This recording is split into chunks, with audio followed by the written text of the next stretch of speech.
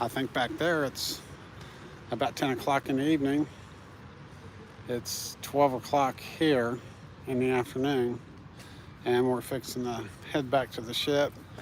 We just visited Aomori, and Carnival really didn't have a whole lot of excursions planned for here, so we just went ahead and walked around the city just to see what it was like.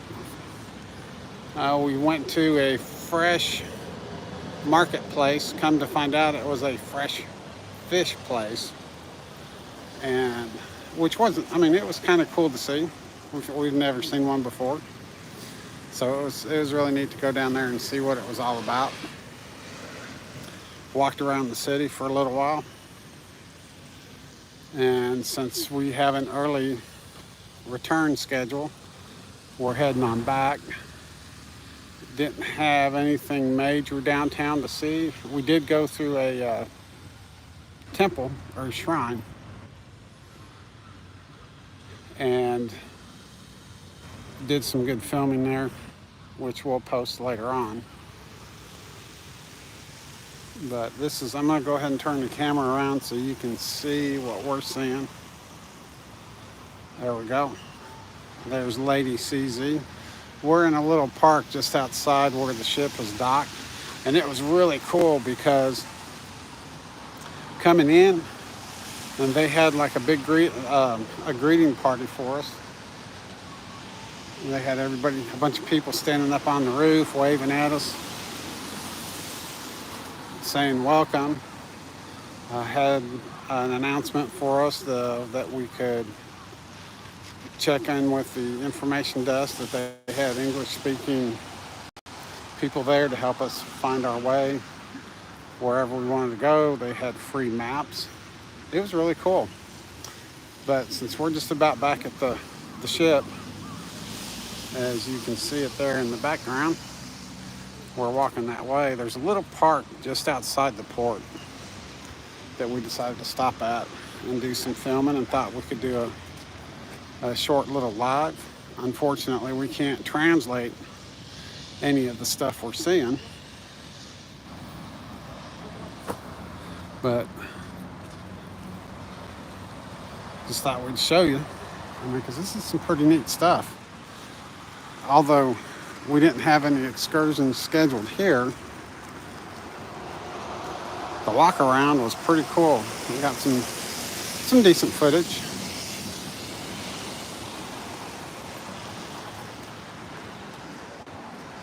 It would be nice if we could translate the stuff, the writings, so we could explain to you what we're looking at a little bit better.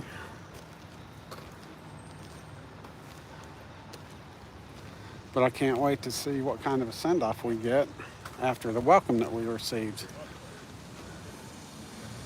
Because in Hiroshima, when we left, they had a bunch of people standing out on the dock, waving goodbye with their phones, singing, all sorts of stuff. It was something we had never experienced before. It was worth it. There's another monument.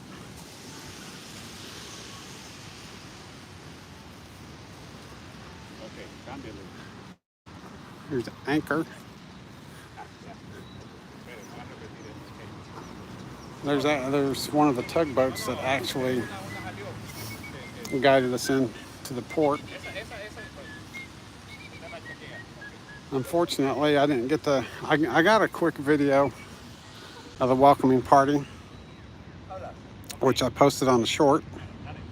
If y'all are interested in seeing it, it's only about 15-20 seconds long. But there's another monument in the background. A couple of them. And we're coming up. There's some more right there. I mean, they're just all over the place. I mean, this place is just full of history and writings that it would be, whoops, a little bumpy there. Sorry about that. Try to zoom back out.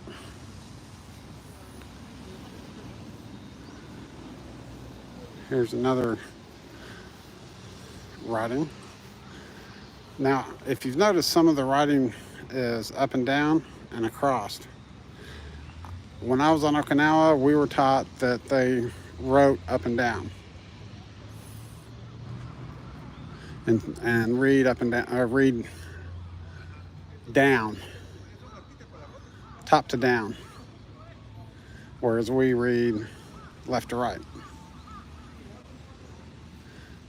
And I asked our tour guide that I noticed that some of the writings were crosswise as opposed to up and down like you see here.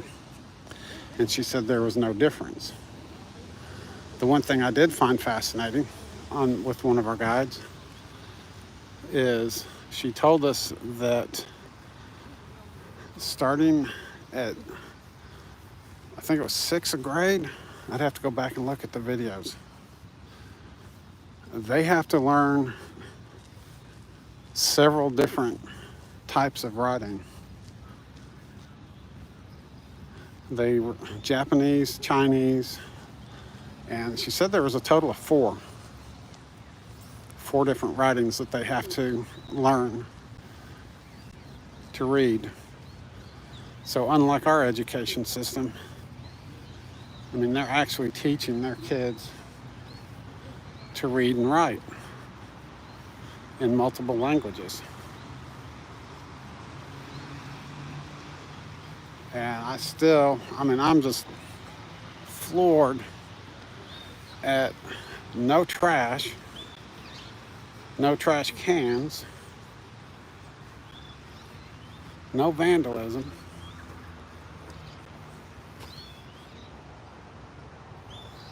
Any place that we saw. People are very respectful. We've had people help us out when they could tell that we were not familiar with what was going on. We had one individual that Lisa and I kind of kidded about because he explained how we needed to use the tram, or I think it's more like an elevated subway because that's what it looked like, but they called it the bus, or what was it they called it? Tram? They called it the tram. Tram trolley.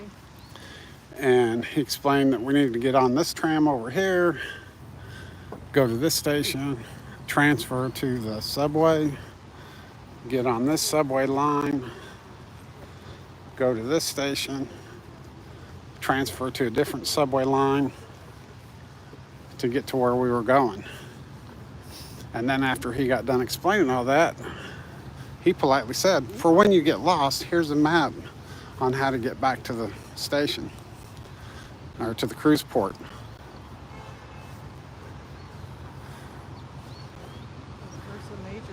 that a Oh, yeah.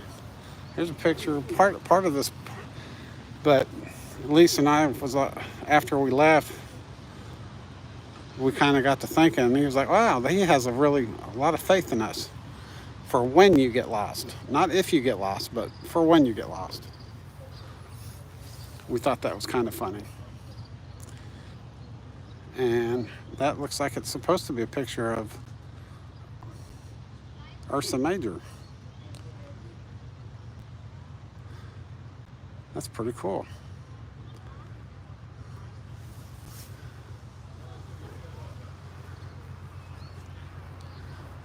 And as you can see, the Luminosa back in the back getting a little closer as we go through this park. Literally, the sitting is within walking distance. Today is kind of cool. I've got a jacket on as well as a heavy shirt, and kind of wish I'd maybe brought a little bit of hand protection. It's got a slight overcast, which makes it even cooler. And we didn't get to see very many cherry blossoms. We saw a few.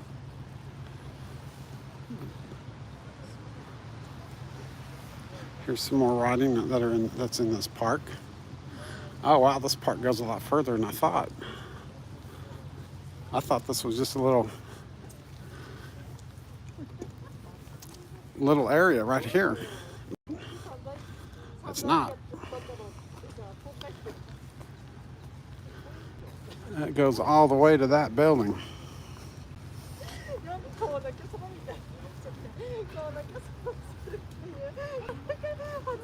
You know, whoops, I guess it'd help if I keep the camera pointed right where it's supposed to be.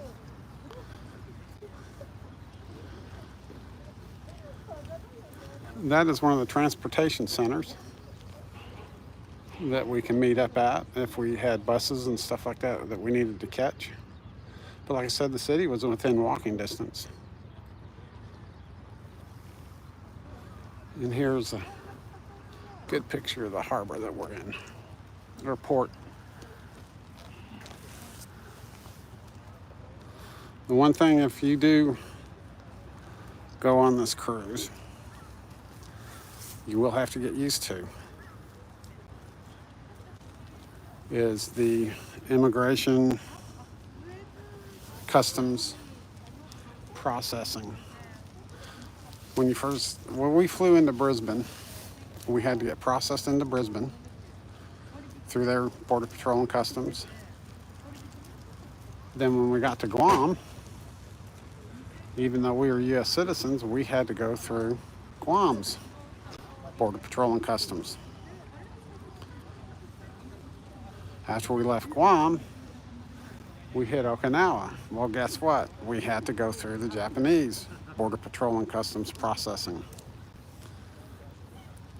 Fortunately, we didn't have to do it at any of the other stops, but we are having to do it again at the last Japanese port, I'm sorry.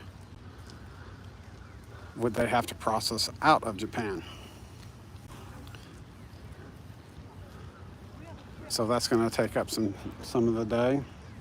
And everybody on the ship, anytime we've gone through a port, has to be processed by Border Patrol and Customs. I'm not sure how the exit procedure is going to work with the Japanese, but I think that's kind of a cool idea. That way they can tell who's in the country illegally or not. We processed you in, and you never left. So they can kind of keep an eye on if something's happened to you, you got lost, overstayed your visa, whatever the case may be.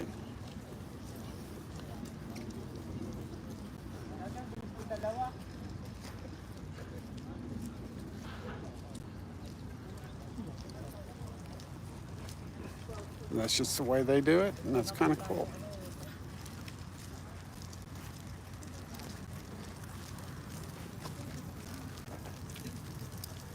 And then once we get to Alaska, we're being told the first port that we get to Alaska, we have to go through Border Patrol and Customs again. And that will be the last time for us.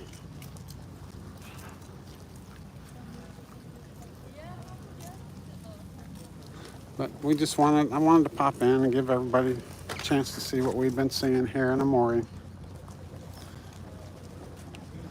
And one last look at the Carnival Luminosa.